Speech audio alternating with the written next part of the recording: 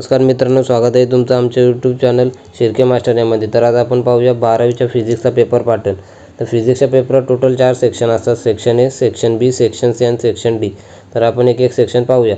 तर section A मध्ये पहिले असतो क्वेश्चन नंबर 1। त्यामध्ये टोटल 10 MCQ असतात। प्रत्येक MCQ हा 1 मार्काला असतो, म्हणून क्वेश्चन नंबर 1 मध्ये झाले 10 मार्क। त्या MCQ मध्ये 1 ते 2 न्यूमेरिकल पाडतात।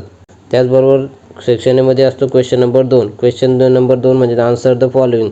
यामध्ये 8 क्वेश्चन असतात। इथे प्रत्येक क्वेश्चन 1 मार्काला, म्हणून इथे झाले 8 मार्क। म्हणजे वरचे MCQचे 10 मार्क आणि आन्सर द फॉलोइंगचे 8 मार्क। सेक्शन ए मध्ये टोटल झाले 18 मार्क। तर त्यानंतर आपण पाहूया सेक्शन बी। सेक्शन बी मध्ये आपल्याला क्वेश्चन नंबर 3 ते क्वेश्चन नंबर 14 येतात।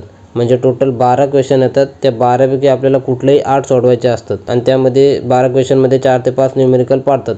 यामध्ये सेक्शन नंबर बी मध्ये प्रत्येक क्वेश्चन हा 2 मार्काला असतो, म्हणून जर आपण 8 सोडवले तर इथे होतील 16 मार्क।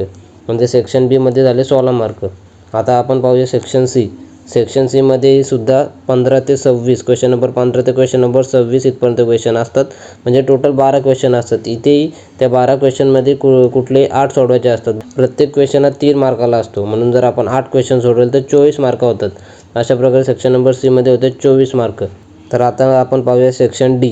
सेक्शन डी मध्ये क्वेश्चन नंबर 27 ते क्वेश्चन नंबर 31 पर्यंत क्वेश्चन येतात। म्हणजे टोटल 5 क्वेश्चन येतात। त्या 5 क्वेश्चनपैकी आपण कुठलेही 3 सोडू शकतो। प्रत्येक क्वेश्चन हा 4 मार्काला असतो, म्हणजे 3 क्वेश्चन सोडले तर टोटल 12 मार्क होतात। म्हणजे सेक्शन डी झाला 12 मार्काला। तर सेक्शन डी मध्ये जास्तीत जास्त एक्सप्रेशन, डिराइव द एक्सप्रेशन असे क्वेश्चन जास्त येतात आणि एखाद दुसरा न्यूमेरिकल मिक्स पडून जातं त्यामध्ये। अशा प्रकारे आपण प्रत्येक सेक्शन मधले क्वेश्चन पाहिले आहेत आणि फिजिक्सचा पेपर पॅटर्न पाहिला आहे। तर प्रत्येक सेक्शनचे आपण मार्क मोजले, म्हणजे सेक्शन ए चे 18, सेक्शन बी चे 16, सेक्शन सी चे 24, सेक्शन डी चे 12। तर टोटल 70 मार्क्स होतात। तर अशा प्रकारे आपण फिजिक्सचा पेपर पॅटर्न पाहिला आहे। तर मित्रांनो, व्हिडिओ आवडले असेल तर नक्कीच व्हिडिओला लाईक करा, शेअर करा आणि सबस्क्राईब करा अशा नवीन व्हिडिओ पाहण्यासाठी।